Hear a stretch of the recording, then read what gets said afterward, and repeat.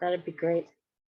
Welcome, everyone. We're going to go ahead and get started here. I'm Kim. I'm the OLLI coordinator, and I just wanted to run through a couple of slides with you really quick. We are getting ready for our OLLI brown bag presentation. We're going to be starting shortly, and during the meeting, I'm going to ask that you mute yourself when you're not talking or asking a question. You can unmute yourself when you do have a question, and we'll talk about how we're going to handle questions in just a minute. I also want to encourage you to sign up for OLLI classes, and when you do sign up for OLLI classes, please make sure to try and sign up at least 3 days in advance of the class start date. That helps us to know that we have enough enrollment to move forward. And just so you know, our office closes at 4 p.m. So if you aren't registered by 4 p.m. the day before, you may not get into the class. So we want to encourage you to sign up early. So thank you.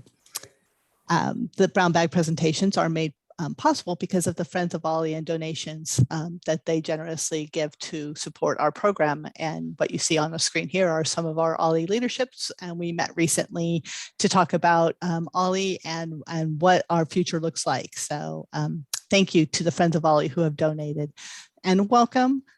Please enjoy today's presentation, and I will go ahead and turn it over to Jane to introduce our guest today. And we are happy to welcome all of you as participants in this brown bag lunch program. And our speakers today are Jude Marshall, who's branch manager of the Warrior Institute, the coastal branch manager. And he is the younger brother of Institute founder and director Joe Marshall. He grew up in Orleans and Hoopa. He would spend his summers attending ceremonies, playing basketball, hiking in the mountains, and spending time on the river.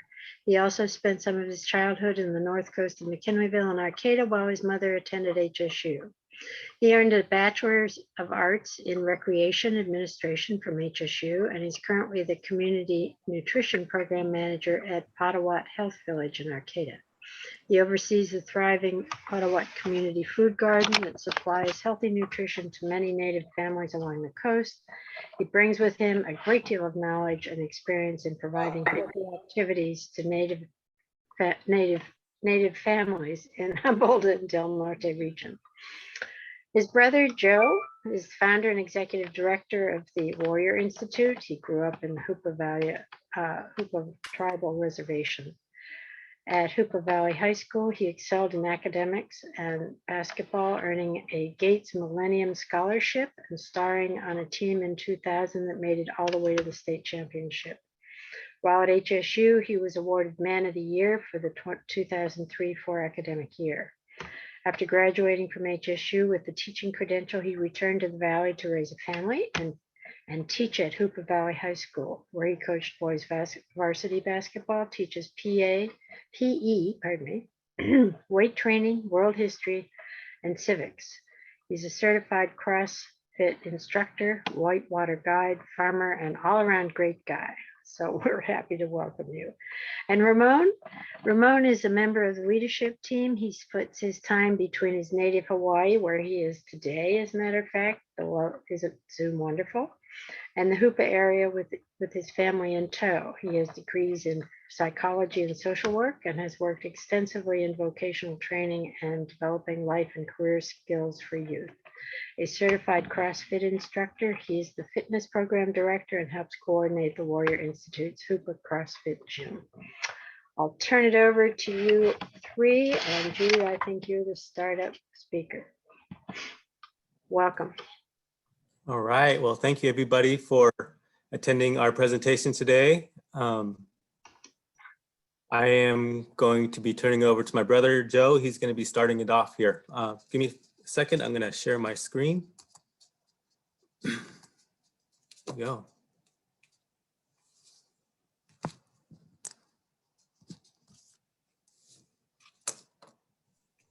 Joe, you're muted.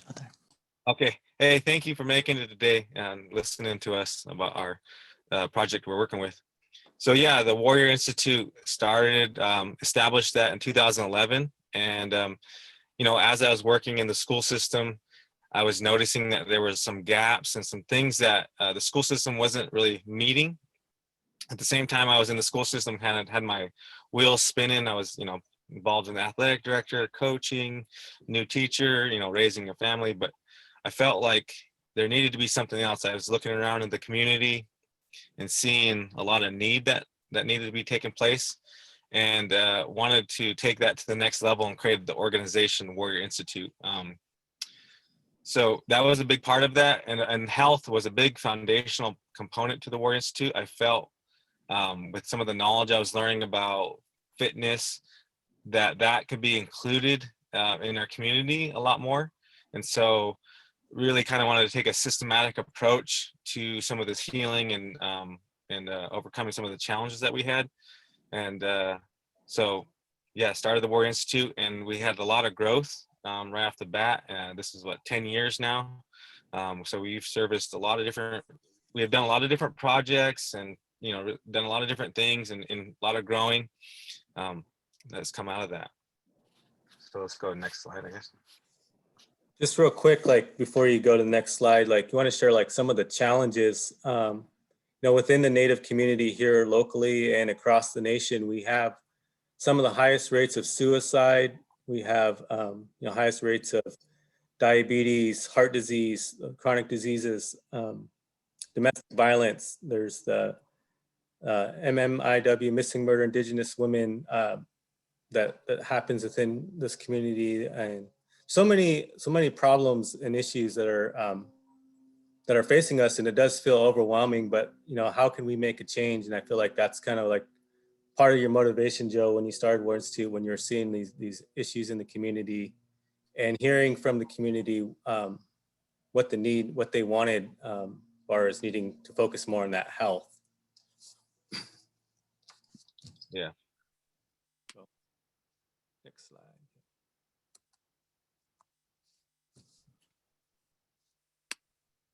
So our mission is to awaken a generation of young leaders with strong minds, bodies, and spirits, empowered to create health, economic equality, environmental justice, and world renewal.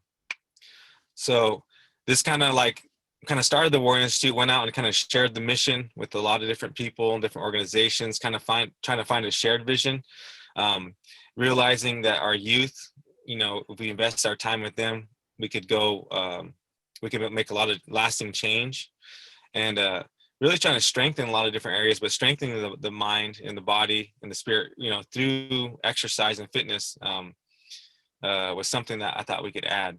And then as we grew, we added other activities like rafting and the farming, and all of these things, help bring us up healthier, but also have economic equality built into it with they could be their own professions, becoming river stewards and participating in our world renewal ceremonies. So this mission is kind of pretty general, but it also helps give us the framework with the work we're doing, and it helps us be inclusive, because a lot of people, want to do these things, but the organization and that mission help tie us all together.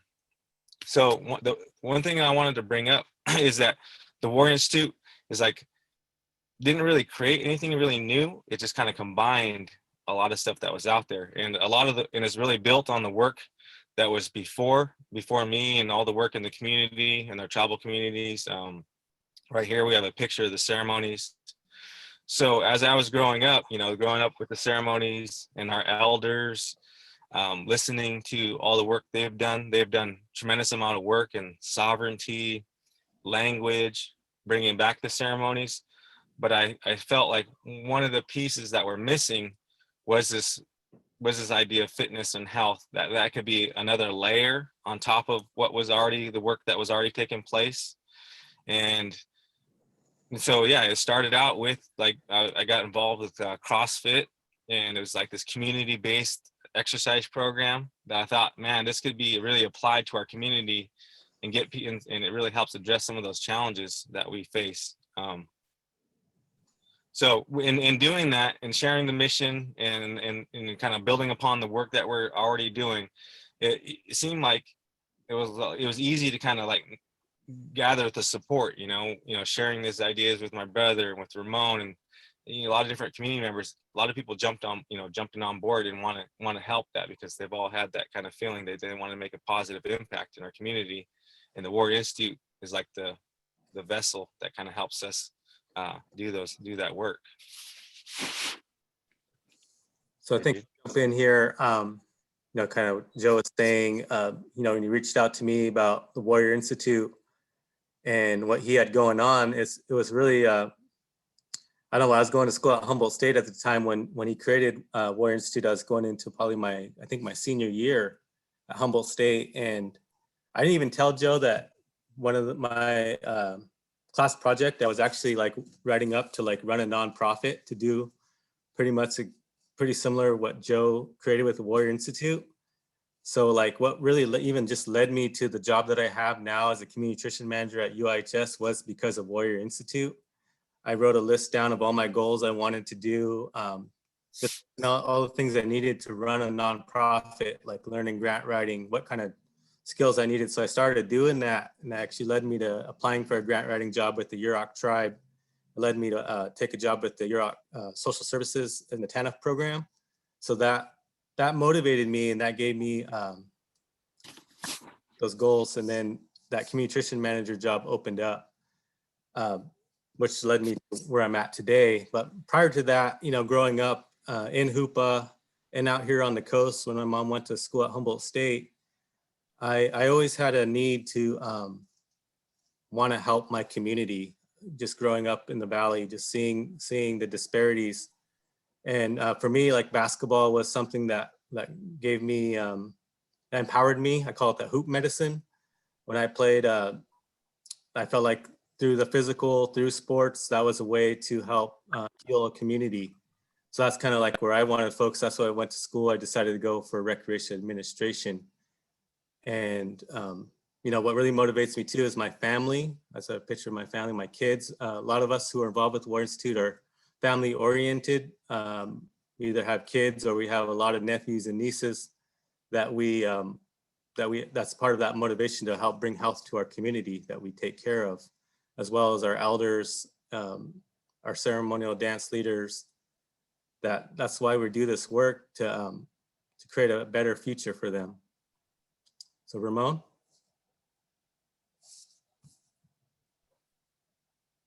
Aloha, everybody. My name's Ramon Mullen. So I'm kind of the the third brother. I don't have the Marshall name, but a third brother well, when I first met Jude and Joe, we're definitely peas in a pod. So it's kind of I just want to start off with how I kind of joined the team. Very serendipitous flow to it. So a really good friend of mine is Jacques Newcomb, and he's one of our partners, Newcomb Farms, Jacques and Amy Hazel and the family.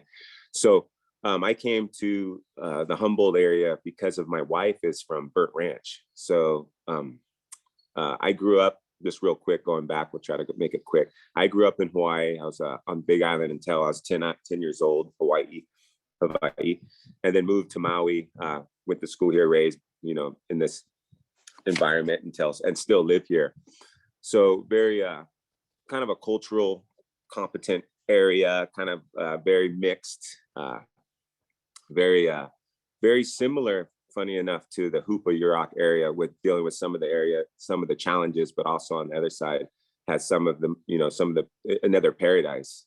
So when I first how I kind of came in, I was working with Jacques. I'd go volunteer on his farm, and we would talk. One day, he was around 2012, maybe. He was like, "Hey, you should. I got somebody name's Joe. You guys should meet each other." So I called up Joe. He gave me Joe's number. I called him up, and Joe called me up. He's like, "Oh, you want to work out at 5:30 in the morning tomorrow?" I remember I said, "Sure, it sounds fantastic." So I showed up at the gym that he had already got going. It's probably a year after. Beautiful gym down in Hoopa.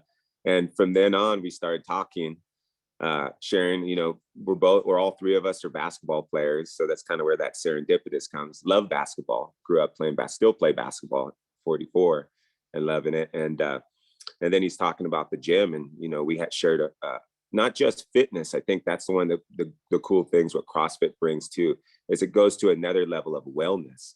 So business, there's a physical, but to really be your optimum self, it's just not physical, it has to be the mental aspect. And that's what sports brings sometimes that people overlook, you know, the challenges to overcome adversity. That's what I feel like the physical side, and that's helped me mentally. And there's an emotional aspect of of sports and fitness, but life too. You know, I think one of the things we lose in sports, you know, is how do we react when you don't win, or you don't, you know, and you have challenges, and you don't make the team you need to overcome. And then for me, you know, there's that spiritual aspect. So anyways, we shared a lot. You know, we connected really quick with Joe and Jude right off the bat. And that's kind of, you know, it's about 10 years ago. And it's kind of been nonstop. But, you know, like any origin story, there's the origins, but then there's also the progression. And being involved in the Warrior Institute has really helped me grow as a human being. You know, giving back to the community has always been easy. So going back, I've always been very community oriented. Ohana family has always been very important. Community has always been really important. That was instilled in me at a young age, you know, that aloha, that I grew up in a community that at any time, anybody in the community could discipline me, spank me, you know, or, you know, everybody kind of loved me. It was a lot of connection. So everybody was bought in, you know, into our community here in Hawaii. So then as we transitioned, I went to college in Washington, and my calling, you know, I'm figuring it out, but more and more, my calling's always been in support and service. You know, that's what really excites me, what drives me, what motivates me, what makes me the happiest me. So I got my degree in psychology thinking I was going to be, you know, going into counseling and psychology. And then later in University of Hawaii, I got my master's in social work. So even at an early age, I've always been volunteering and been active in coaching.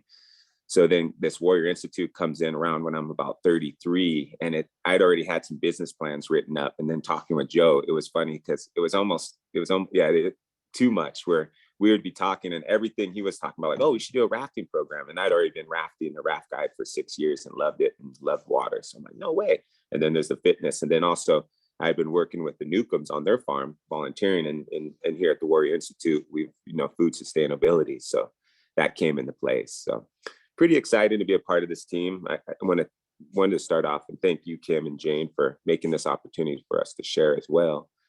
And yeah, so that's kind of my intro story. One thing I wanted to start off, because one thing that comes up a lot for us is people, when they hear the idea of warrior, they think of some maybe Conan movie and this real masculine, powerful, you know, above alpha kind of mentality. And what we've talked about with Jude and Joe and all our recipients and our wives and is that the warrior isn't about this kind of violent act, you know, what we're trying to do is redefine what a real masculinity really is. What we believe it is, a healthy masculinity, not this kind of pseudo, you know, boy masculinity that you see in a lot of our culture right now, you know. So kind of right there, I'm just going to share a quote from Sitting Bull that I feel like it's important to kind of get this started, to kind of share what we believe a warrior is. The warrior is not someone who fights, for no one has the right to take another's life. The warrior for us is the one who sacrifices himself for the good of others. His task is to take care of the elderly, the defenseless, those who cannot provide for themselves, and above all, the children, the future of humanity. That's Sitting Bull, Chief of the Lakota Nation. I also put that quote in the chat for people. So just, you know, we're going to all talk about it more. You'll see some of the slides, but kind of the origin of this idea of a warrior isn't, you know, I feel my calling as a warrior is to take care of everybody, the youth, the communities. And sometimes it's not this glamorous job of, you know, getting praise. You know, I think humility is a big part of it. So what the Warrior Institute is for me is this ability to go out and just do it right. Do what is right. The Pono, you know, service everybody, because we're just going on, I apologize. But when we started this with the Warrior Institute, our first focus was in the high school with Joe in high school. So we were coaching the kids, we were doing all this, but then we started to see, like you said, the part of the progression was that we were getting to them a little too late. So then we started working with younger youth. And then we started to notice that their home life was so challenging that no matter all this wonderful work we were doing one-on-one with these youth, that we needed to make a bigger impact. So we started trying to take a bigger pull into teaching leadership. So teaching, you know, parents how to parent, or not, you know, not teaching them how to parent, but giving them more information on how to do the best job as a parent, you know, providing counseling and opportunities and support for all. And then also we saw that our elderly were feeling distance from everybody. So Joe did a wonderful job going around, and Jude, and he was going around and interviewing and talking and getting this old knowledge from the elders and supporting the elders. So that's what's kind of a cool thing with the Warrior Institute. I'm going to leave it right here, is just that we're constantly progressing. There isn't, it isn't a set thing. The Warrior Institute is really about growth, learning. And as we grow and learn and become more conscious of what other needs are out there, we try to rise to meet those needs. So I'll pass it at that. Thank you for your time, you guys.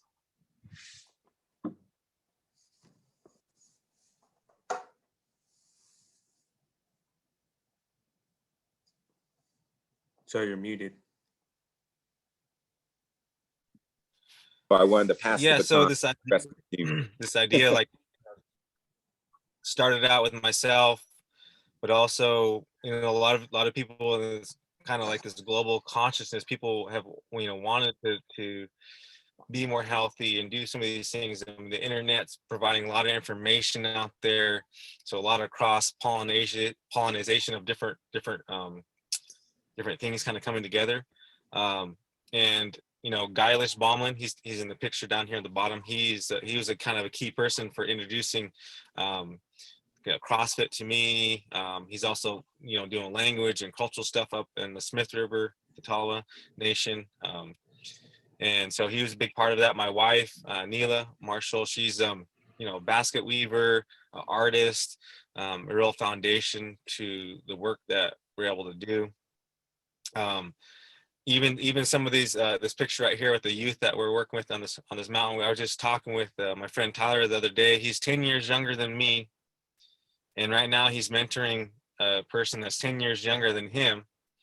And one of the first activities we did was in 2011, did a raft trip, learned some cultural skills, making fire and shelter and some games. Kind of did my first activity. Bobby was one of the kids in there, and he was a young kid. And then Tyler was one of the first guys I recruited. And now both of them are training in the gym.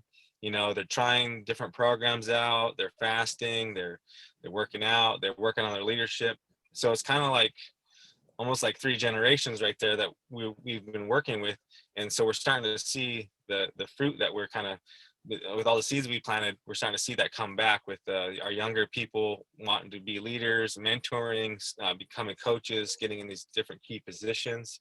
So a lot of ripple effects out there, you know, of just the work that we're doing. And a lot of it too is just by being the example. You know, it's hard to be the Warrior Institute, be in the Warrior Institute, and you're not living by those things that everybody pulls you together to try to be your best self.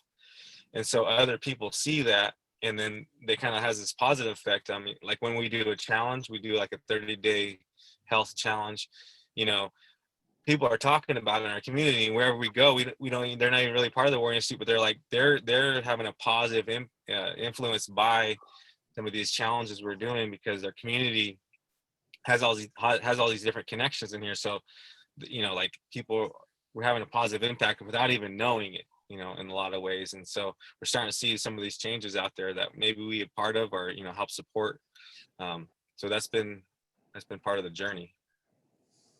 Yeah, like Ramon always says, support, you know, part of our goal is to support the ones who are doing the work, whether it's sometimes you go to other tribal events and back them up, and whether it's a community event, people within our Warrior Institute network, if they have something going on and they reach out, we're always there to back them up as long as we can. Other people I want to talk about our team is Ernie Albers. He's on the top picture between Ramon and I. He's also he got into CrossFit. He was a CrossFit instructor for 10 years. Now he owns his own gym in Arcata called Lifted Arcata. It's a functional fitness gym. All ages, all abilities can go there and train. He's also a ceremonial practitioner. His grandpa is a ceremonial leader, so he helps out with his grandpa, Walt Lara. He also is a culinary chef, so he worked in the restaurant business. And out here on the coast, we go to his gym and we work out in the mornings. It's like our wellness together. It's a way to connect and live that wellness as Joe was saying, the more we're living it, the more empowered we are to share it with our community. And also, yeah, like some people, we don't have to like say anything. If people just seeing you live that life, it's going to create that ripple effect.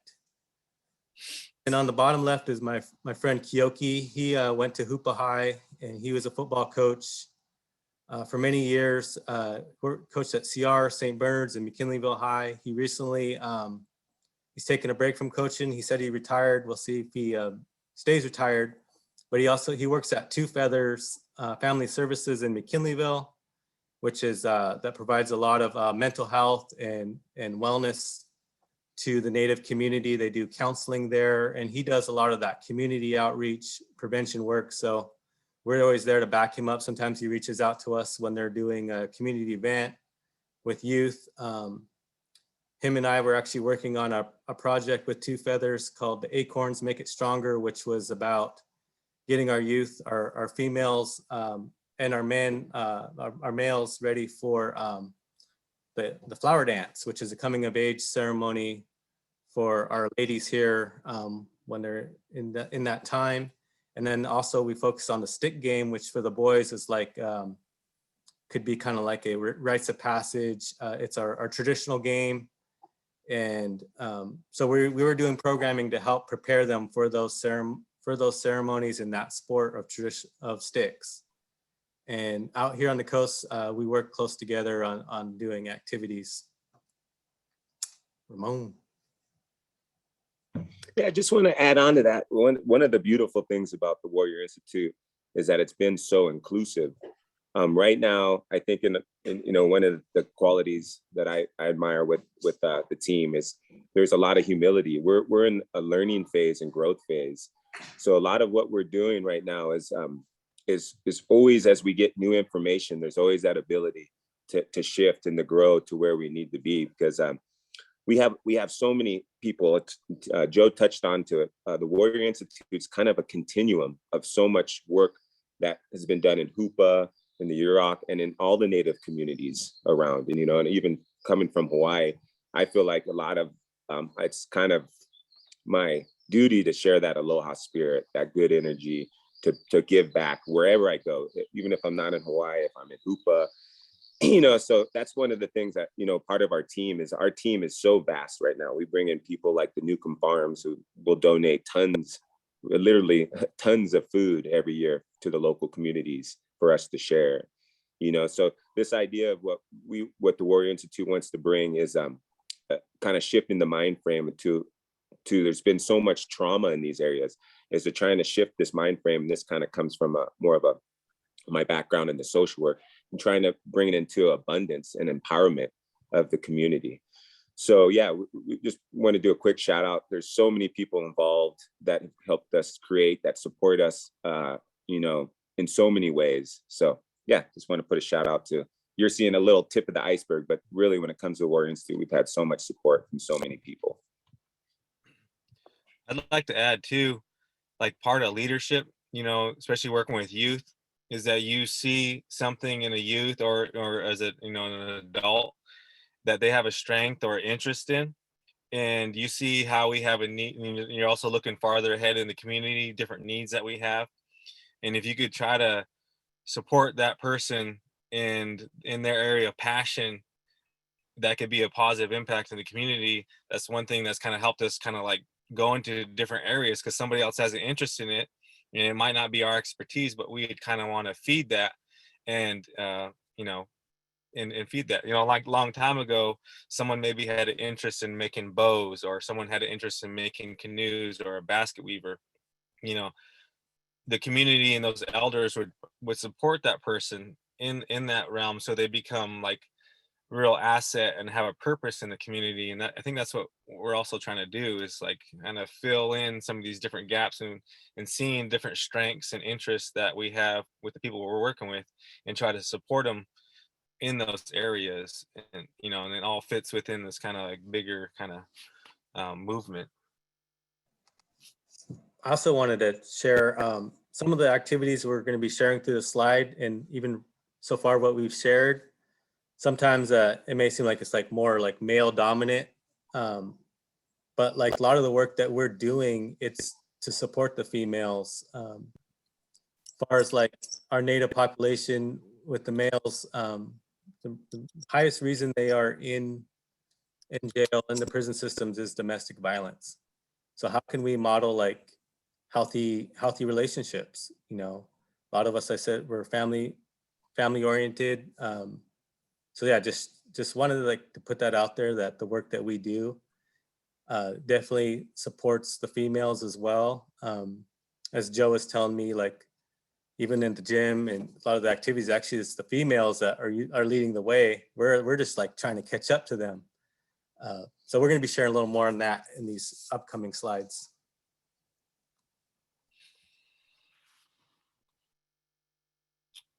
Okay, so yeah, this is a picture of the valley, and a lot of the approach we're taking is this upstream approach. We're like working with youth and this kind of prevention. But also one of the things that I wanted to share with this group is I came across this idea with one of our grantee cohorts that I'm part of, the Justice Outside, Dr. Darlene Hall. She had talked about these 4 levels of oppression. And the first level is your personal oppression. Then there's interpersonal oppression, institutional oppression, and structural oppression. So I realized with a lot of the work that we're doing is helping tackle those different areas and overcoming those things. So the first level of that personal oppression, a lot of times what I found out is that we have this kind of negative default kind of thinking going on in especially in our community. A lot of negative thinking, a lot of negative self-talk, these negative feedback loops. Ramon is he's a master at this positive mental attitude thinking.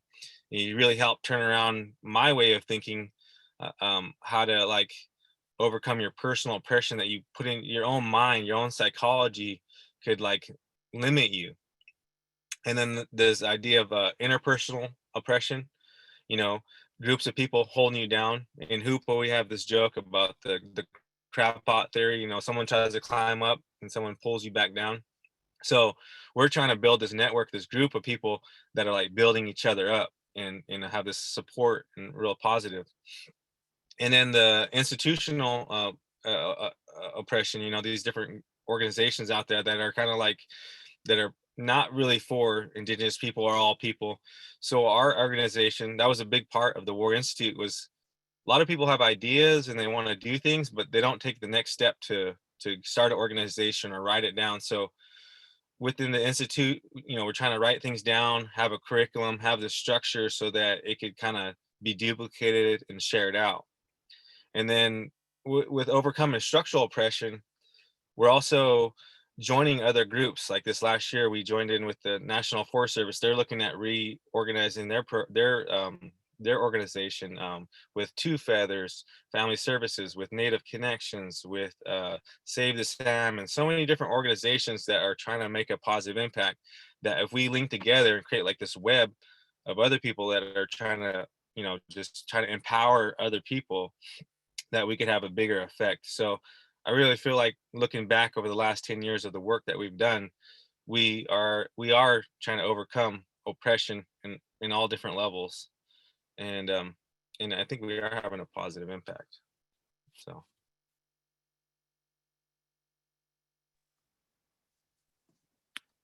Joe created this, you know, we're talking about like-minded individuals, groups, how we work with a lot of things we do. We got to have our values kind of align.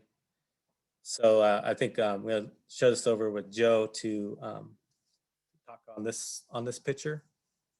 yeah, so Sue Maston, one of the elders that helped kind of, you know, help me encourage start the War Institute. You know, she talked about values, and these values go across different tribes, you know, different races, ethnicities.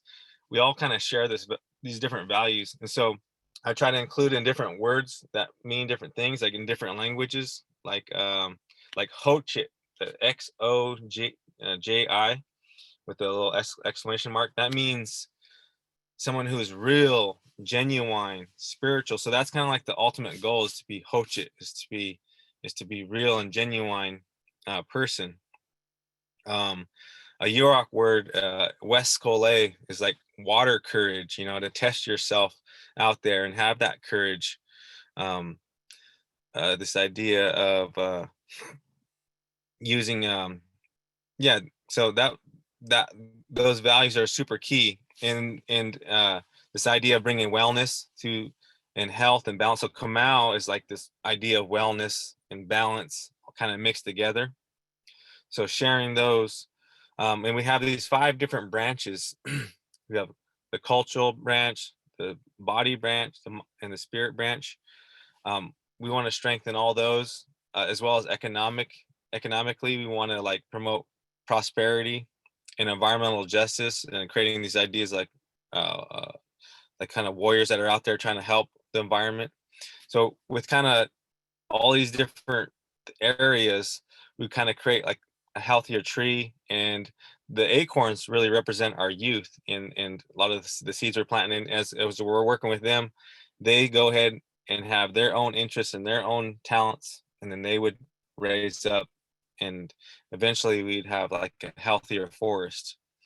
And so, yeah, we have the different activities and different ways we implement those programs, through rafting, through camps and seminars, and with food and the gyms. And we've seen a lot of different positive outcomes with that work that we're doing.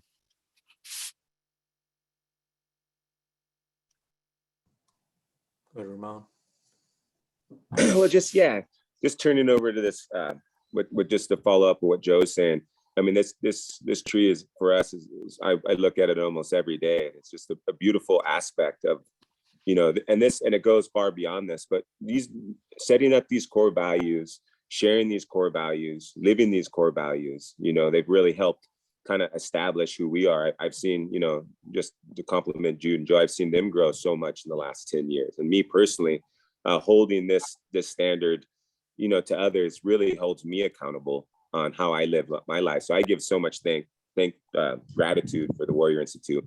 But just touching on these things is kind of to go back how it kind of started, and from my experiences, as we started to address the needs in Hoopa and some of the issues going on with food sustainability and lack of healthy food, and then exercise and the diabetes and the heart disease and the health issues going on, with the violence going on, along with the suicide, and so many different aspects.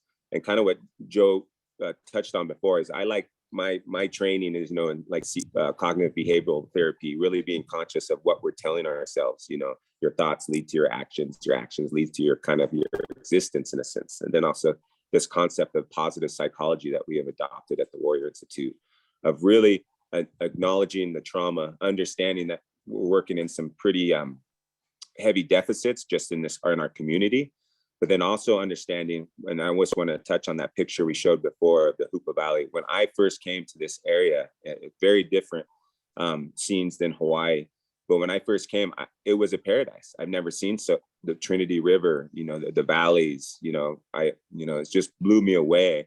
And then when I'd see the people, I just acknowledge what beautiful people there are there. And as I got more involved in the community and more accepted in the community, just seeing so much light and so much humor and so much, you know, really so much strength, you know, of surviving. So as we turned it around, you know, as we're growing and things, I've seen such a progression already in the community, you know, people smiling and energy. So kind of going into that idea of planting the seeds, changing the mental psychology, understanding the trauma, but shifting it around, but also seeing that this isn't something that's just for Indigenous people or the Hoopa Native. I feel like a big part of what's been so exciting to me is I see a lot of the turmoil and trauma and disconnection in our Western society and culture, in America in general. A lot of the values you see on that tree, you know, a lot of the disconnection we see in our, I think, you know, I want to say it's generalization, but a lot of the disconnection we see in our country right now. If we could get back to these core values, and it doesn't matter if you're on the left or the right or wherever, these core values, I feel, are core values that we all can use, you know, and this is the kind of things we all can use right now. So the Warrior Institute, we're doing this case study here in our local community in Humboldt, and we're seeing incredible things. But these are the things that I feel can be used, not just in our country, but also anywhere we go. And that's kind of the idea. What excites me so much about the Warrior Institute is that we're kind of getting this new, as I develop myself, I'm finding out a lot of these things really are helping me be a happier human being, a better human being, a better steward of this planet. So yeah, that's kind of what the Warrior Institute is for me and where we're at right now. And yeah, I just wanted to share that. Thank you. I'm going to share a little quote that really reminded me of what the Warrior Institute gym is all about. It says, the goal is to use fitness to enhance your experience of day-to-day life, increasing physical, mental, emotional, and spiritual fitness so you can more fully express the best and most vibrant version of yourself each and every day. The gym isn't the goal, but rather a tool to access more from life. Quote from Marcus Philly. Yeah, so when we started the Warrior Institute, started with CrossFit, and Ernie started CrossFit, but we've all evolved, we still like to do some CrossFit, but really it comes down to having a movement practice. And, all of us, all of you, should, be encouraged to have a movement practice and, and keep it going. Sometimes it's hard, I have a hard time, I'm on it, then I'm off, but I'm always trying to make that step to improve. So we like right now we're looking at movement practices that are, especially me, that helping people recover from injury, or with elders, or any level you could train a youth. And so we have evolved over the years, but it's also been a center of what we do. It's pretty general, like sometimes in our community, not everybody's involved in culture or everybody's involved in the river, but the gym, it kind of connects with everybody, because everybody, has, when they work out, they feel a little bit better. And sometimes with the work, sometimes we only get to work with youth or somebody for a little bit, but even a day or 3 weeks, if you're in the gym, it becomes like and you get away from it, you're like, oh dude, that was a positive point in my life, and they come back, or they evolve out. And there's so much information out there now on the internet with different exercise programs. It's just constantly evolving. So there's just so much information out there. But yeah, I do encourage everybody to have a movement practice. That's kind of part of that warrior spirit, is you're working on yourself physically. And part of that movement practice that I know, working with Ernie, he really looks back to our ancestors. Like how did we move before colonization? What kind of movements did we do? And how can we incorporate that when we're in the gym, whether it's squatting, crawling, pushing, pulling, all those like really those basic human movements that we do, that now through the modern day society, we don't move as much anymore. We're sitting all day, we're looking at screens, we're crouched over, looking at our phone, so like, how can we combat that? Whether those restorative exercises or movements in the gym. And then, yeah, encouraging all ages, getting out there, getting connected outdoors as well. When the gym is a great place, but also getting connected to Mother Earth and train out there as well. Just want to point that the gym is also a place, it's like a wellness center. It's a place, intergenerational sharing. We have youth there to elders, we have coaches, we have fathers bringing their kids in, counselors, all that is happening at the gym. And Ramon, I'm gonna turn it over to you, because you've worked in the gym a little more than I have at the one in Hoopa. Yeah, no, movement is life. So one of the wonderful things about the gym is it's an opportunity to teach movement. And like Joe is touching on, there's a lot of different movements. We started off with a CrossFit mind frame, which was powerlifting, Olympic lifting, gymnastics, and those things. But the wonderful thing about the gym we've had in Hoopa is we've been able to do yoga, wrestling, jiu-jitsu, just all different types of movement. And that Ido Portal, yeah, that movement of life, movement is life. When you stop moving, that's usually when we've transitioned, So if it's you need to get the blood moving, you get the body moving. So yeah, the gym's been a huge hub, as the boys were sharing.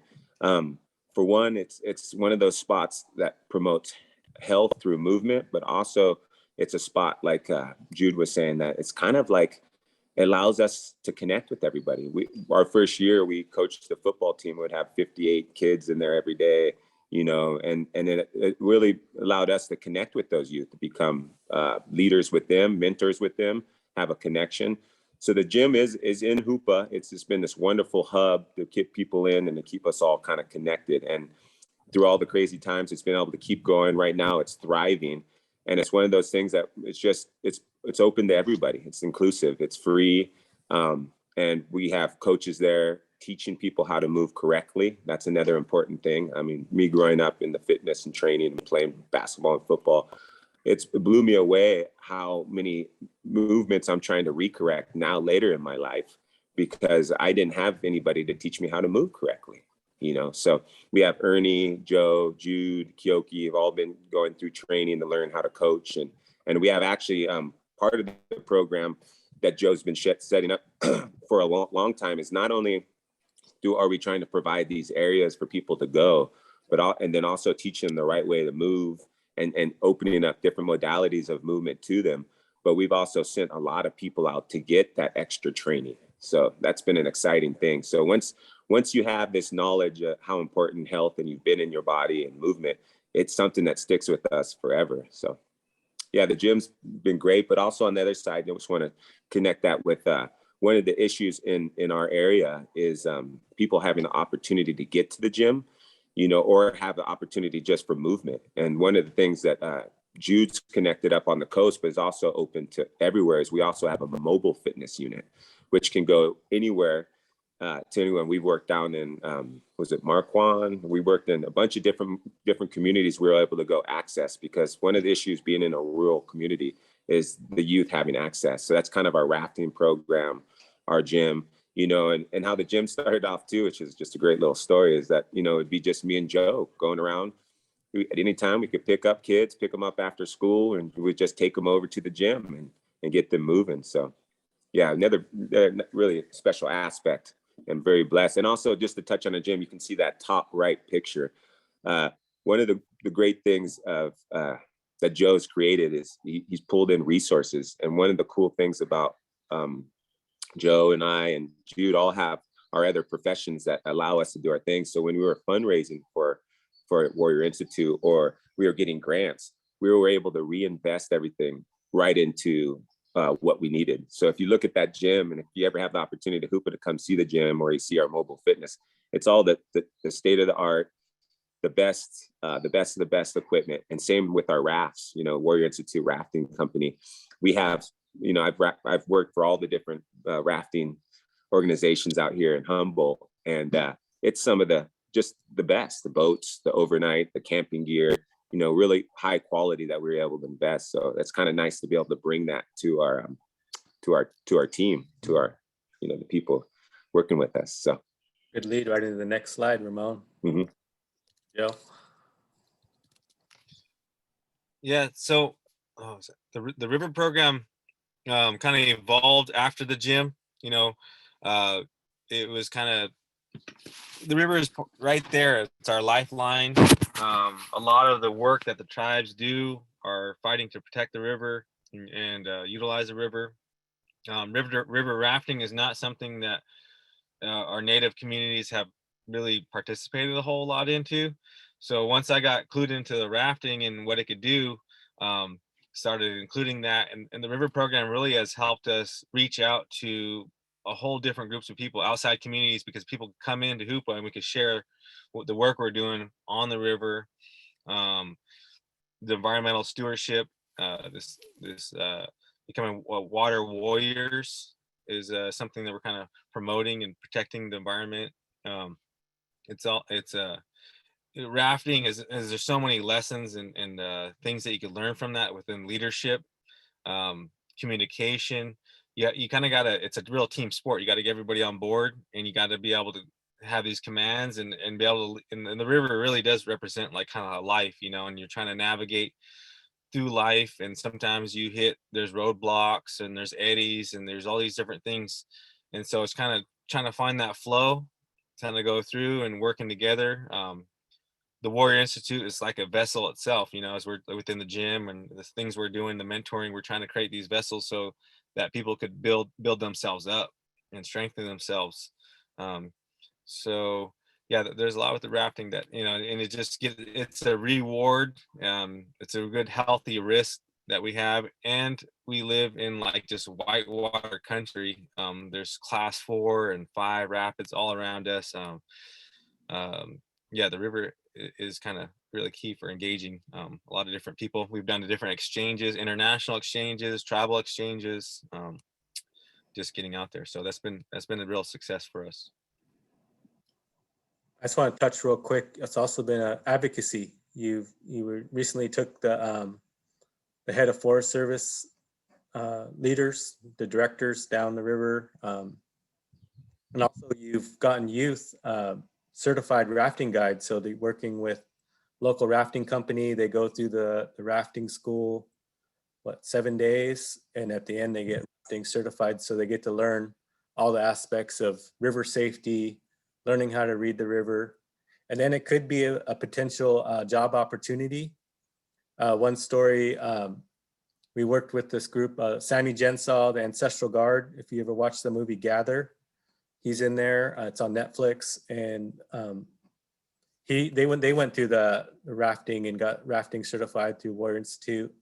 And now they're doing canoe tours with the Yurok tribe with our traditional redwood dugout canoes. And I was talking to the director there, and he's like, yeah, they got their whitewater certified. They got all these trainings that really helped them with their new job opportunity.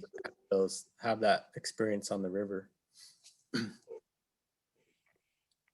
So just to add on there, and both Jude and Joe touched on it, the Warrior Institute is that idea of supporting and educating other people to move on and giving them the tools. So we've probably trained over 30 to 40 we've paid and sent to guide school, because that's another aspect. And I just want to touch on it is I work for Job Corps, Maui Job Corps and Hawaii Job Corps for 7 years, and was really into the vocational training program, and really saw how just amazing that program, vocational training, could be for the youth. So even though it's beautiful with the gym, and when we were training individuals to go off and get coaching and certifications in how to train in different modalities of fitness, it's the same thing with the rafting. You'll see it in kind of all the aspects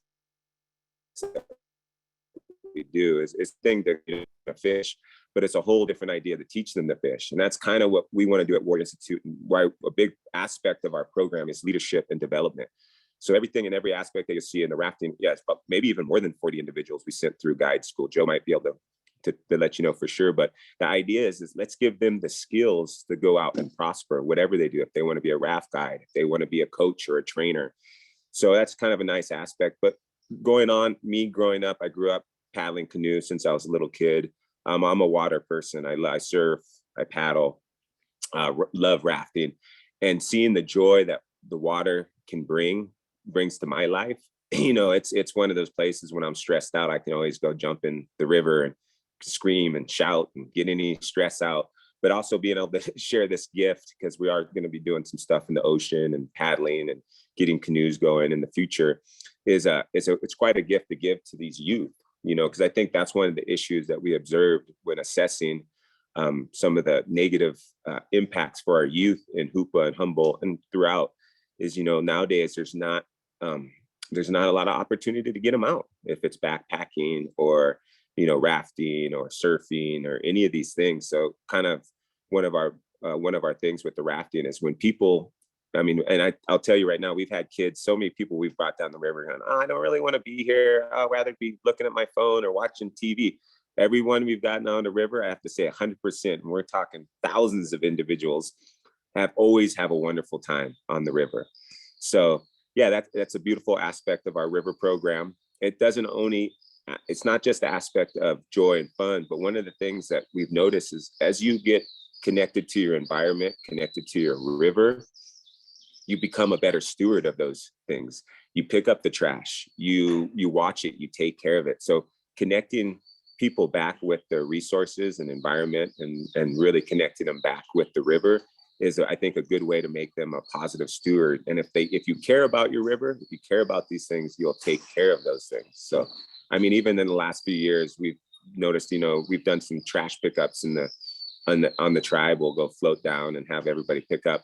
It's getting less and less every year. So it feels like, you're making huge impacts, from the beginning 10 years ago when I was there, to see how well everybody is taken care of. So. Also wanted to share, if Joe wants to add to this, is not only taking care of our river, but this has empowered to help fight for other tribes who are trying to fight for their rights. Joe took his rafts to the Standing Rock with the No Dapple, and they were able to raft the river there. So I think I'll turn it over to Joe if he wants to share on that real quick. Yeah, I mean, a lot of the training, it was kind of interesting that year. Standing Rock, that year we had a guide school, and we were doing all these different trips and organizing, and really had built our team up. And then there was a call out to come support, the Dakota Access Pipeline, and to stop that. And so I felt we were ready to do that, and we took 10 people over there with our rafts, and we did part of a water ceremony there with everybody. It was kind of funny though, when they looked at our rafts, they said, "Where are you guys from, LA?" Because everybody else had traditional canoes and everything, and we had these modern rafts. They're kind of all black and look different, but we're part of that medicine, and we included that there. So there's a lot of good things that came out of that. We learned a lot going to Standing Rock, and about unity and love, and just the healing that needed to happen. And just touching on that, the reason we have these rafts is because we don't have access to our traditional canoes as much. They are out there in the community. They're really protected because we use them for our world renewal ceremonies, the boat dance, and other ceremonies as well, that because there's such a scarcity of them, they don't go down the rafts, down the whitewater. So, rafting is a way to get them out on the river, because they don't have access to our traditional canoes. And just to put it out there, with the rafting, I assume hopefully a lot of you got to enjoy the water and go rafting. If not, you guys will take you, get a hold of us, and we'll take you on the river.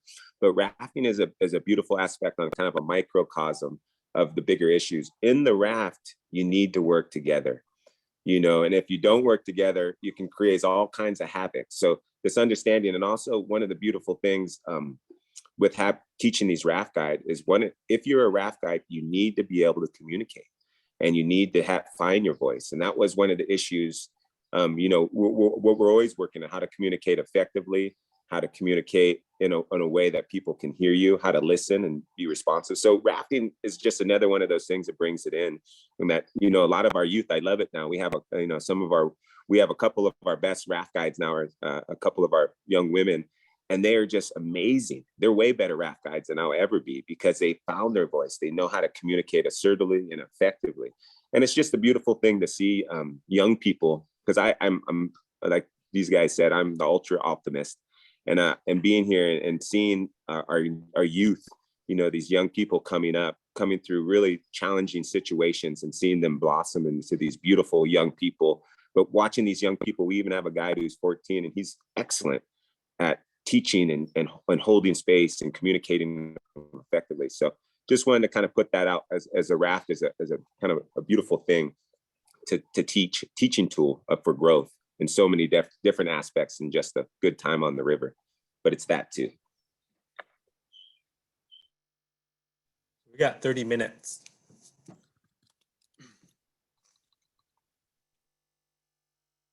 right, Joe.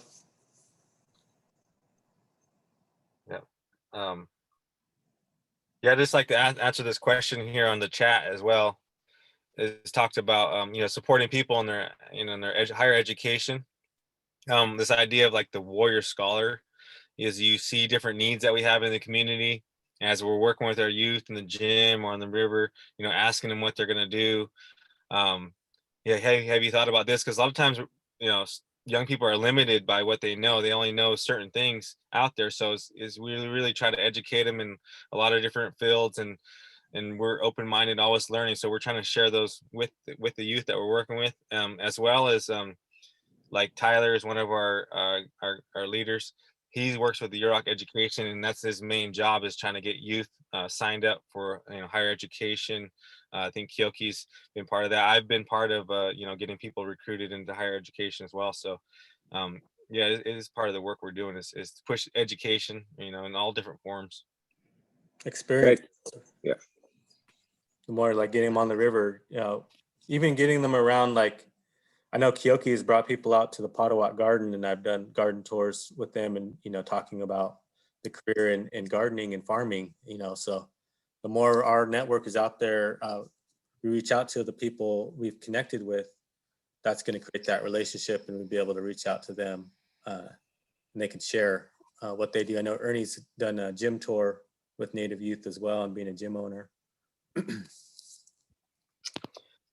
Yeah, just adding on to that growth mindset real quick, and about education, and as we're talking about that higher education, is really what we really encourage at Warrior Institute, is a growth mindset.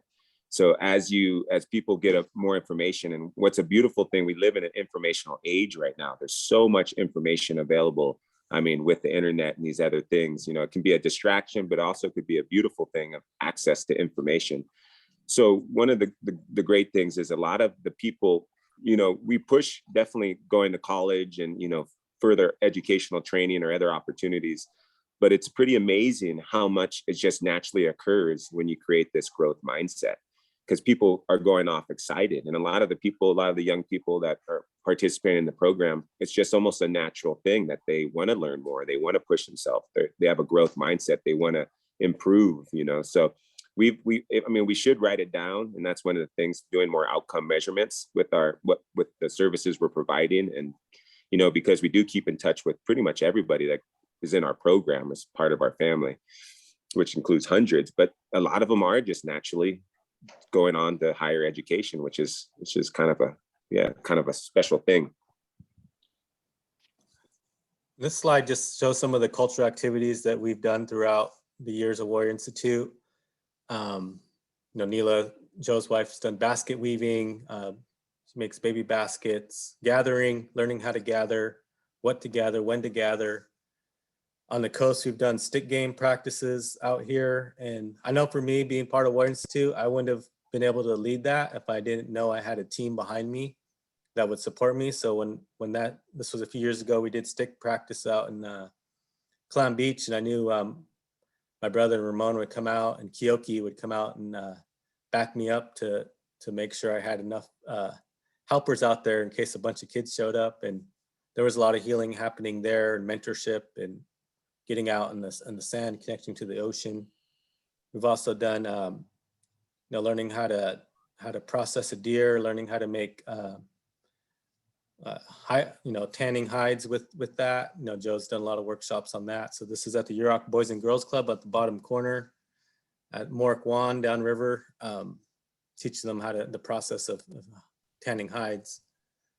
And then Joe's worked with other community members. If you want to share on that, in the top corner. I don't know. I think I'd like to say about cultural component that we're doing is that I didn't want to go and teach like ceremony or teach like dance protocol, because there's other people that do that with our dance leaders and community members. Really wanted to focus on some of those skills that were like every day, and also go across all people tribes, like fire making, flint knapping, basket weaving, different things that we've all done, and they're also like skill builders. And so focus on some of those lost arts, bow making, and trying to include those in our education that we're doing, because a lot of those kind of are left to the wayside, as well as the stick game. Stick game is one of our main sports here, and it's played up and down California. And it's a really aggressive sport, but it also helps release some of that really aggressive energy that our young men have. And we always say the stick game helps bring balance to our culture. You know, it's that side of strength and wellness and fitness that help bring in that balance to all of our other things that we work on. So I just wanted to add, that's one of our focuses that we're trying to do, is trying to just focus on some of those skill sets, you know, that we had a long time ago. And then that one slide with Margot Robbins, she's on the top one in the middle. She's actually helping bringing back fire to the community, and what is good fire. So doing the cultural burns, and that helps with the gathering, the hazel that you see with Neela in the top corner, by doing those burns, and also helps with our food production, and it helps with those preventing those devastating forest fires. So another project we do is village restoration, helping our community leaders who are bringing back their villages if they need help. So a lot of that takes a lot of heavy lifting. And so we get called upon, Joe gets called upon on helping out. So I want to turn it over to you two to share on the slide. Yeah, just wanted to add in there that we're learning, we're growing. So a lot of these practices, it takes a lot of humility for us, because we start them off and we're learning. We're not good at it. You know, we have to figure it all out. We have to struggle, get frustrated. And that's kind of what's going on. And Joe's done an amazing job where he goes out and has an ask. He goes to the elders to learn, to understand. And I think it's a beautiful thing as a, you know, strong male, to be that humility, to go and listen and hold space, and to let people, we don't have all the answers. We don't know. We're just open to learning and to growing. So, you know, this kind of goes into these villages. I don't know any of this thing, but I love learning, and how to split the cedar, how to build the villages. And as we go in, a lot of these things, there isn't, even in the old times, I believe there wasn't only one way to do things. You know, everybody had their way and they were learning. So it's kind of nice, you know, as we share that same mind frame on with the youth, you know, that some of these, as we bring them back, an open mind frame, learning, humility, and also, but sometimes you just have to get in there and you got to do the hard work. And, you know, this is some pictures of working in Sume with Willard, and there's another one with Almi downriver. And, you know, so yeah, that's kind of sometimes what's nice is sometimes, you know, our position of warrior is just to show up, be available. And if it's, you know, some heavy lifting you need this day, we'll do that. If you need us to listen, we can do that. If you need to go have a great time, we'll do that too. So pass it on. So this is like really being of service, you know, helping our community. This is down at Apaw Village, Willard Carlson.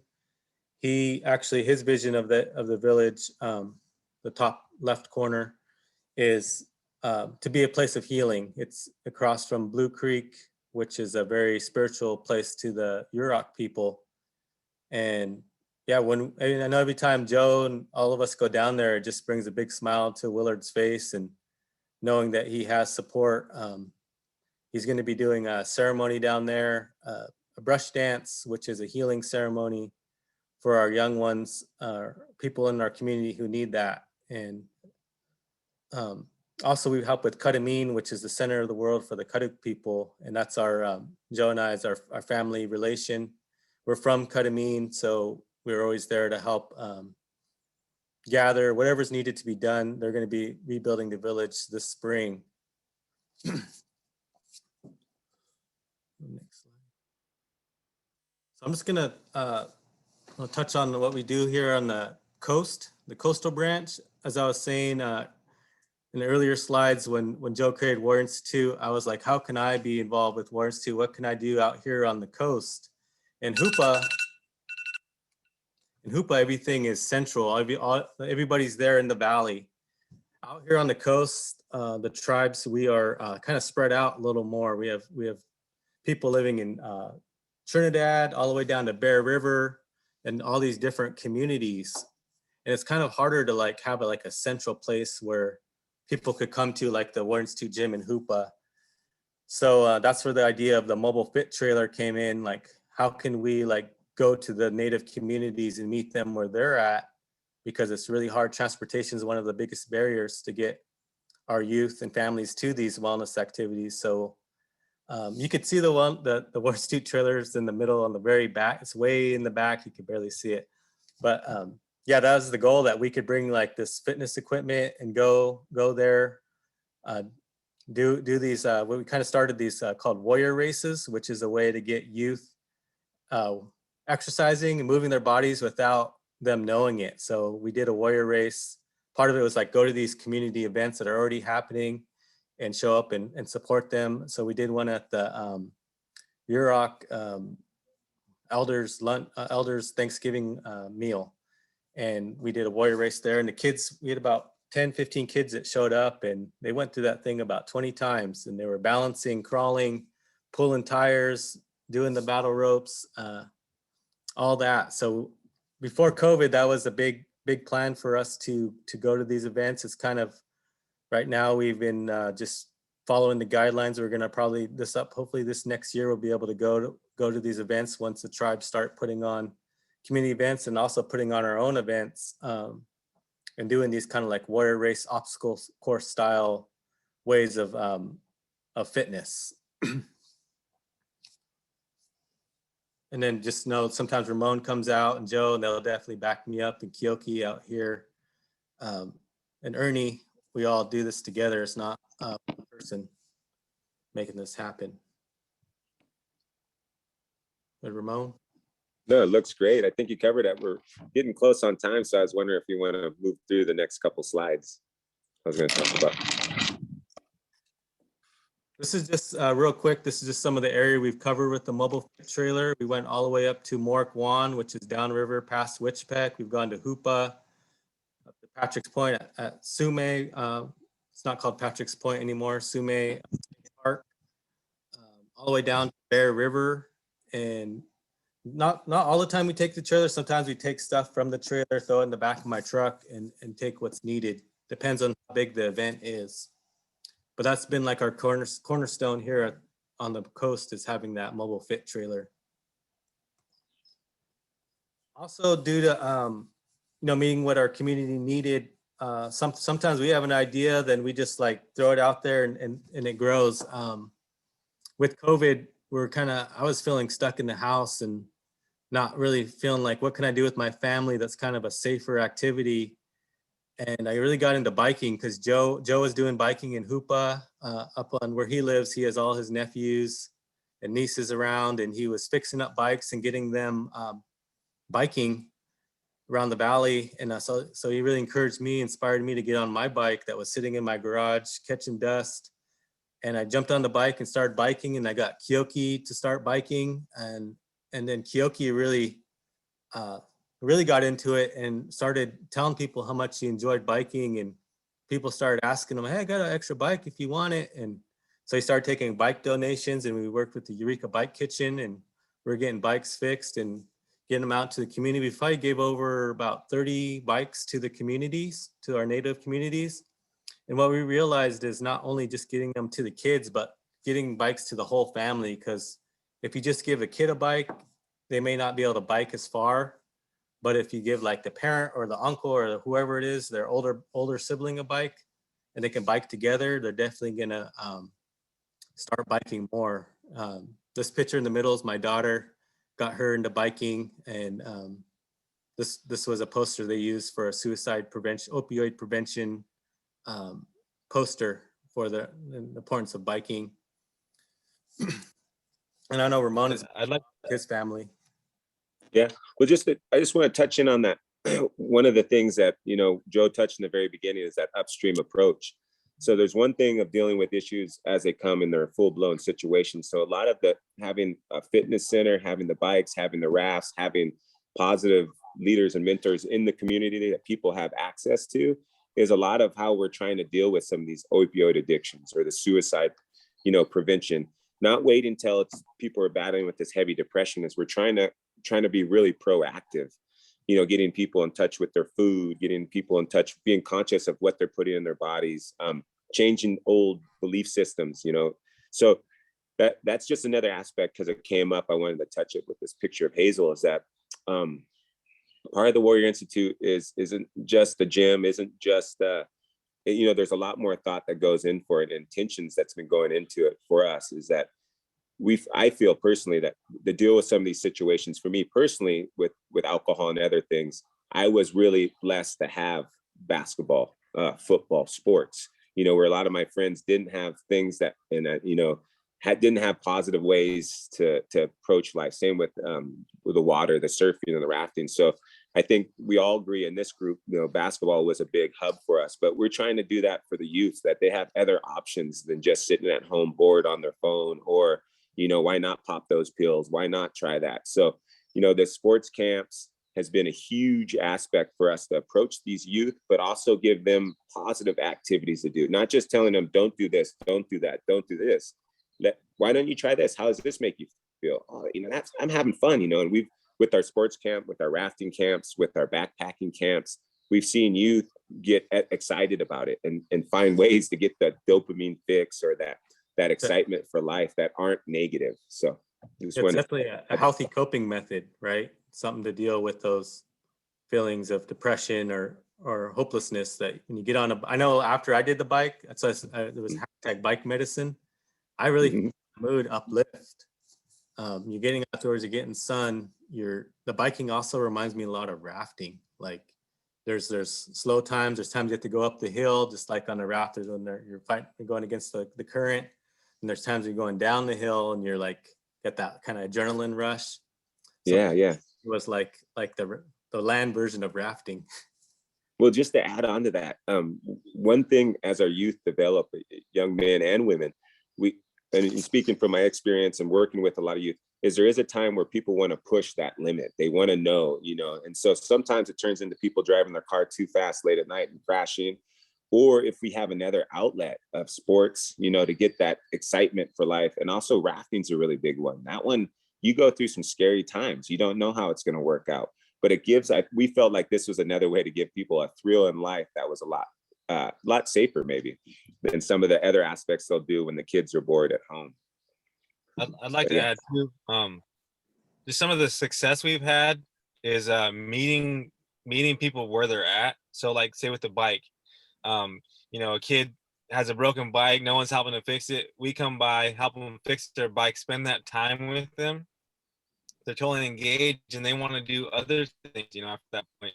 Or sports, like kids totally into sports and we want them to come to the gym or do this rafting stuff, but they're not ready for that.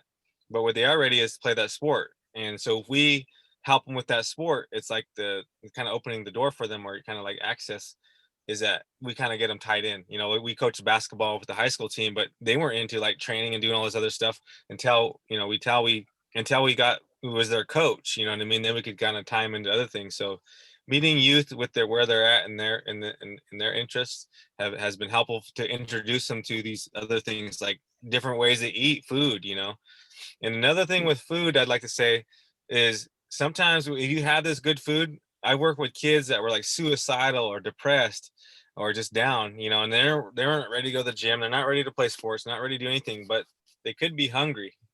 And if you give them some high quality food, it changes them at a hormonal level that you can't even do. It just automatically, the food is the medicine that's actually changing, how they're feeling.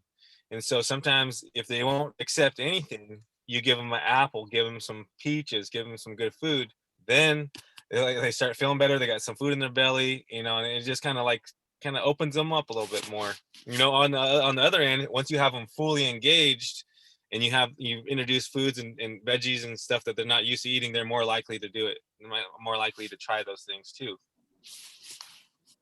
Some of the best food I've had is on the Warrior Institute rafting trips or camps we've done. So like high quality food, local food from our local farms and gardens, and traditional foods are what we try to incorporate in what we offer to our youth who may not always have access to this food, even though it's right in our backyard.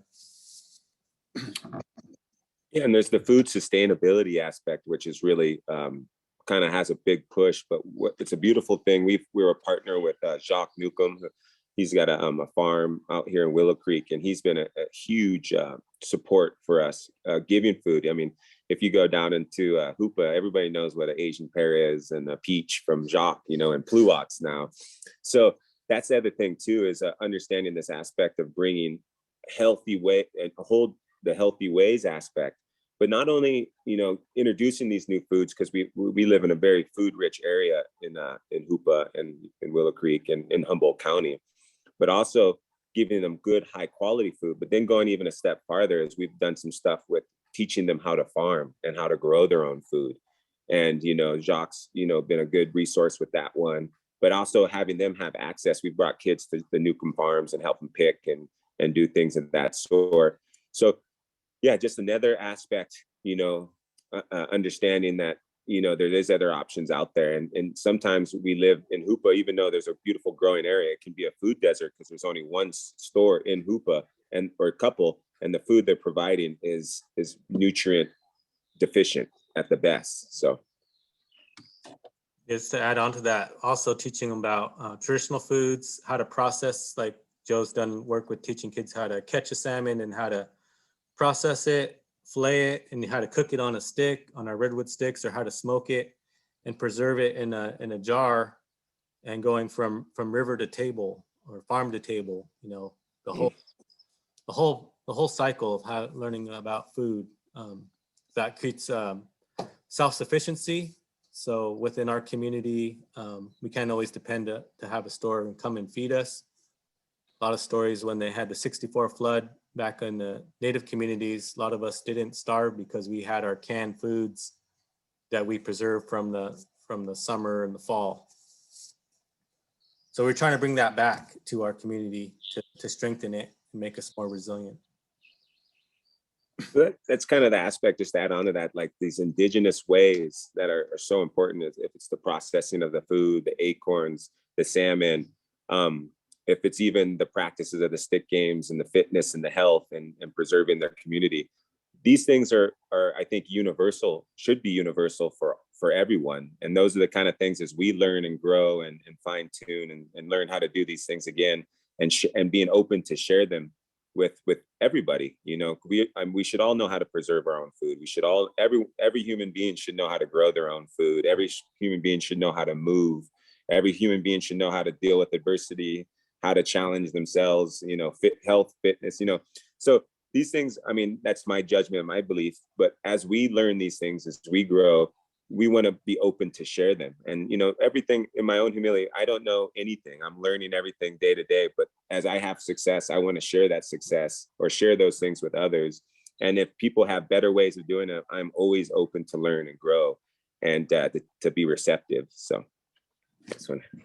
Just another part of meeting our community where they're at, especially our youth, is the online, the virtual outreach. A lot of our youth are on their phones. So like we have our own social media page, Warrants to Instagram, Facebook, Twitter. It's a place where we put out all the things we've talked about. We'll share that to try to inspire our youth to partake in that. Or we'll add educational information. Sometimes we've done how to clean an eel or how to cook fish on a stick. I mean, we'll share that information to our community through this platform as well, because so we can't reach everybody, and this could hopefully bring them to work with us in person when it's appropriate. So some of our future plans. I guess I'll start off. One of our future plans is to start a warrior academy with our youth. So especially out here I have 3 kids, and a lot of our native youth are like I was saying earlier, we're spread out, we're not connected to each other. So one of the ideas is to start like an after school program or a program, you know, weekend, summer, whatever, that our native youth could connect and do these activities that we just shared, whether it's rafting, whether it's fitness in the gym, learning those life skills, and building them up from the foundation up. So then, you know, if they're not as connected, they can get their foot in the door and get some of those skills. So when they do go to these ceremonies or other places, they may have a better understanding and they'll have some experience. So just trying to give them, you know, healthy skills. Joe. Yeah, we're also looking at getting involved in the Rites of Passage organization and doing some of that work.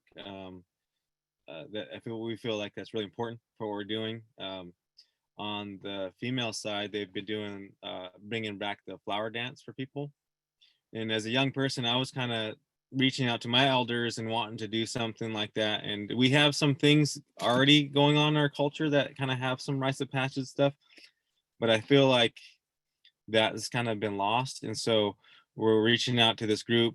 They're going to come up and kind of show us what they know about their program, and then we're going to run through it. And then also then we have those skills and knowledge and information when we're working with our youth, and maybe we'll run that some of these things with the people that we're working with as well. So that's something that we want to continue to do, or add on to what we're already doing. Also, the Warrior Fund, did you want to talk on that for a second? Yeah, the Warrior Fund is something that been wanting to start for a while too. Is just having a fund specifically to sponsor like sports camps or any type of education. Like I went to Landmark Forum, I thought that was really valuable. And sometimes when I'm working or talking with somebody, they're like, man, they could really benefit from this program, and how can I get them there? So I think I'd like to do the Warrior Fund and kind of add our philanthropy to the world. If we have those funds, we could support the things that we think are valuable and support those people, like, whether they're a youth or an adult, we could help send them to those educational things and something that could kind of motivate them and hooked in there. So I'm kind of excited about doing that once we're at that level, to raise those funds and have those scholarships available to sponsor different people. Yeah, and I think with the future plans is doing a lot more of what we're already doing. And we've this last 2 years with the current situation, it's allowed us to really assess and to strengthen kind of our clarity on what has really worked in the past and really where we want to go. And it's really looking like, really pushing the sports camps.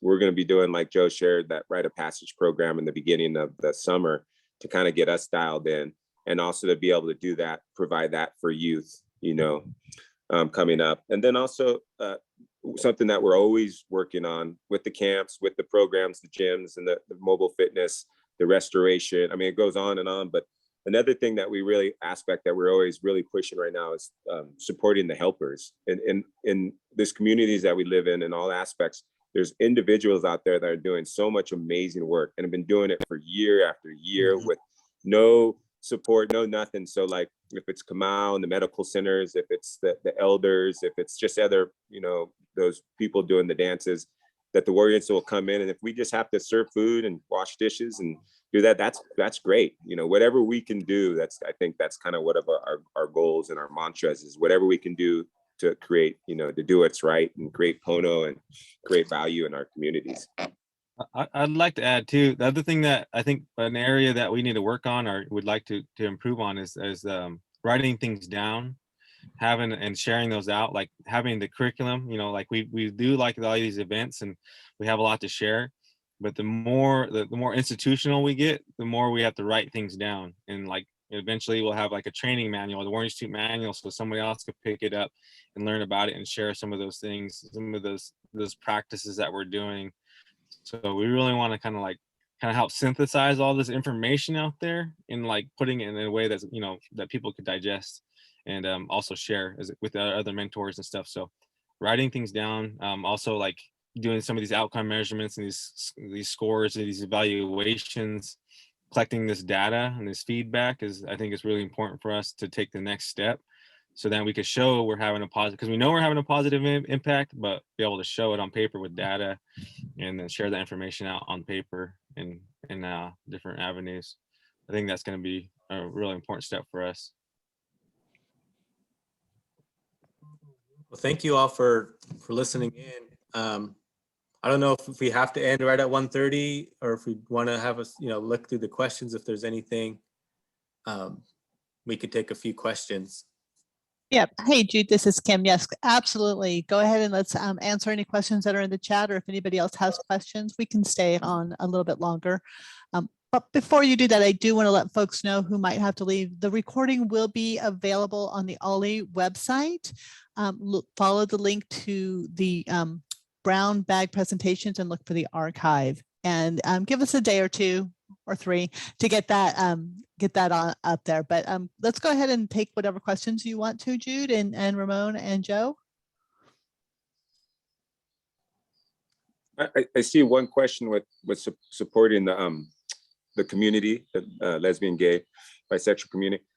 I think one of the blessings is I feel like we support everybody. It's very, very important for us to be inclusive to everybody. And I think a real value is respect for everybody. It doesn't matter what culture, it doesn't matter. I mean, I want to say it too, this Joe and Jude can, but it doesn't matter if you're Caucasian or where you're coming from or what's going on or we're looking at more of everybody as a human being. Everybody has their, is valuable.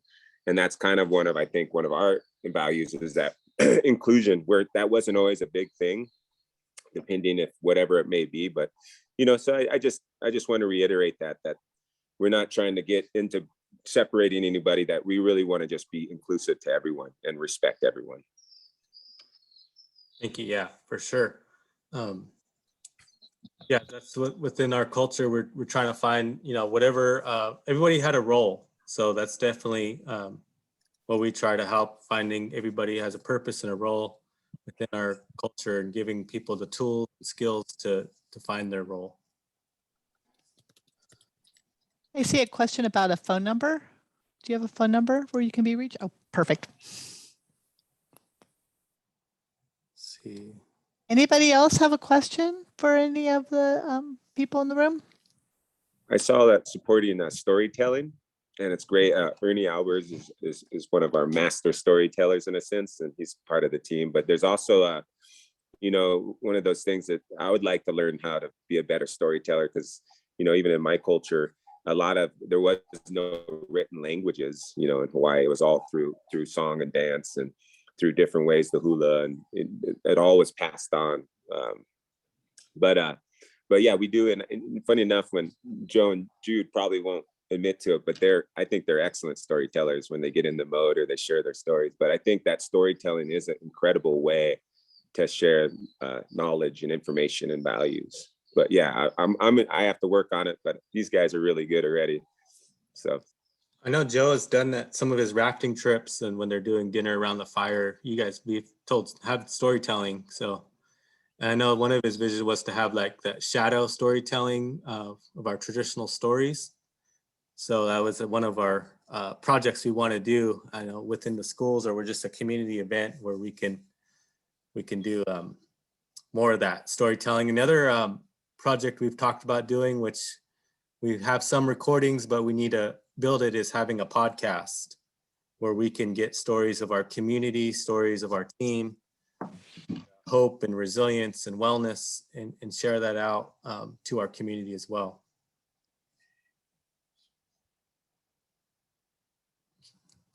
That's fantastic. I want to thank the 3 of you for participating today. I think you've done a great job. I love what you're doing, and there are any number of people who have said they agree with that. And the more we can help or get the word out, I think it's wonderful. I love what you're doing. So congratulations, you have your 10-year anniversary. We should celebrate that big time and plan for the next 10. And hopefully you'll be able to get grants and things and get some of the funds from, I presume you have access to funds from the COVID-19. I don't know whether you do or from the state, but hopefully you do. And I want to thank everybody for coming today and tell you that next week on Monday, February 7th, we are having a talk on making HSU an aging-friendly university. Of course, it's now Cal Poly Humboldt, and Lily Downs, who's a HSU student in social work, will be joining us and talking about partnering with the Department of Social Work to make HSU an aging-friendly university. And she'd love your input. So I hope you'll join us again next week. And thank you again so much, the 3 of you. It was wonderful. Good luck with your adventure. Thank you, Jane. Thank you. Thanks, everybody. Thanks for being here. Thanks, you guys. All right. See you next time.